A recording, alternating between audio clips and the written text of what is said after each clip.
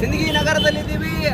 ಮಾರ್ಮಿಕವಾಗಿ ಇಡೀ ವಿಜಯಪುರ ಜಿಲ್ಲೆಯಲ್ಲಿ ಉತ್ತರ ಕರ್ನಾಟಕದಲ್ಲಿ ಏನು ಬಹುತೇಕವಾಗಿ ಖಾಸಗಿ ಶಾಲೆಗಳು ತಲೆ ಎತ್ಕೊಂಡಿರ್ತಾವ. ಖಾಸಗಿ ಶಾಲೆಗಳ ಸಲುವಾಗಿ ಇವತ್ತು ರಾಜಕಾರಣಿಗಳು ತಮ್ಮ ಹೆಸರಿನ ಮೇಲೆ, ತಮ್ಮ ಹೆಂಡತಿ ಹೆಸರ ಮೇಲೆ, ಬಂಧುಗಳ ಹೆಸರ ಮೇಲೆ, ಅವರ ಲವರ್ಗಳ ಹೆಸರ ಮೇಲೆ ಇವತ್ತು ಖಾಸಗಿ ಶಾಲೆಗಳನ್ನ ತೆಗೆದು ಲಕ್ಷಾಂತರ ರೂಪಾಯಿನ ಹಣವನ್ನು ವಸೂಲಿ ಮಾಡ್ತಿದ್ದಾರೆ ಬಡವರ ಕಡೆಯಿಂದ. ಹಾಗಾಗಿ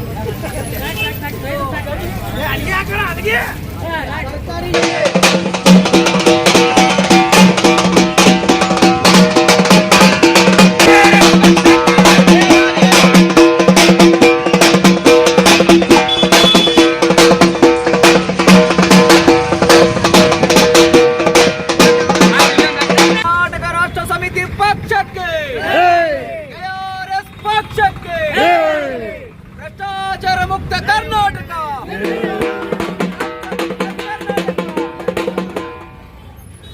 ಕುವೆಂಪುರವರ ಸರ್ವೋದಯ ಕರ್ನಾಟಕ.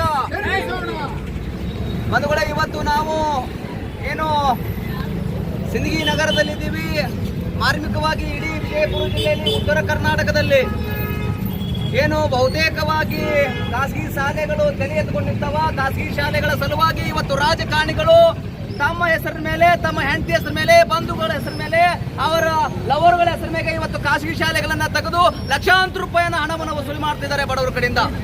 ಹಾಗಾಗಿ ಖಾಸಗಿ ಶಾಲೆಗಳು ಇವತ್ತು ಯಾರು ಅದಾವಂದ್ರೆ ಎಲ್ಲ ರಾಜಕಾರಣಿಗಳು ಇದಾವ.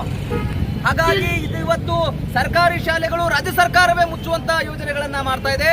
ಹಾಗಾಗಿ ಇವತ್ತು ನಾವು ಸಿಂದಗಿಯಲ್ಲಿ ಮಾರ್ಮಿಕವಾಗಿ ಒಂದು ಹೋರಾಟವನ್ನು ಇಟ್ಕೊಂಡಿದ್ದೀವಿ.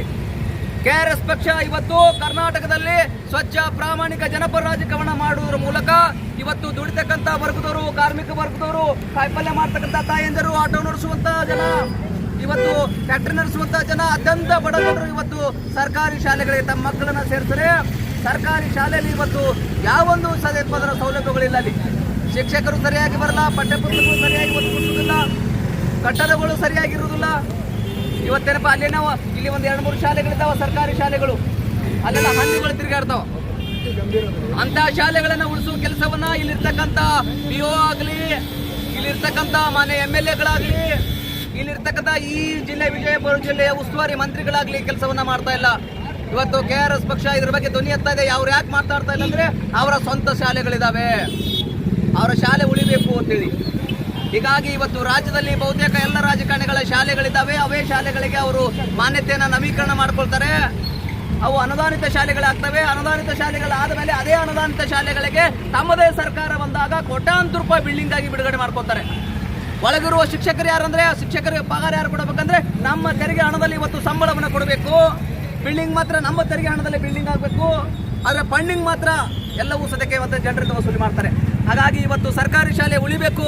ಇವತ್ತು ಸಿಂದಗಿ ಭಾಗದಲ್ಲಿ ಸಾಕಷ್ಟು, ಸಿಂದಗಿ ದೇವರುಪುರಿ ಆಗಲಿ, ತಾಳಿಕೋಟೆ ಆಗಲಿ, ಆಲ್ಮೇಲ್ ಭಾಗದಲ್ಲಿ ಇವತ್ತು ಖಾಸಗಿ ಶಾಲೆಗಳು ತಲೆ ಎತ್ತುಕೊಂಡ 1 ಲಕ್ಷ 1.5 ಲಕ್ಷ ವಸೂಲಿ ಮಾಡ್ತಾರೆ. ಹಾಗಾದ್ರೆ ನಾವು ಯಾಕೆ ಇಲ್ಲಿ BO ಅಧಿಕಾರಿಗಳಲ್ಲಿ DDPಗಳನ್ನ ಆಗಿ ಯಾಕೆ ನೇಮಕ ಮಾಡ್ಕೊಂಡಿವಿ ಅನ್ನೋಂಥ ವಿಚಾರ.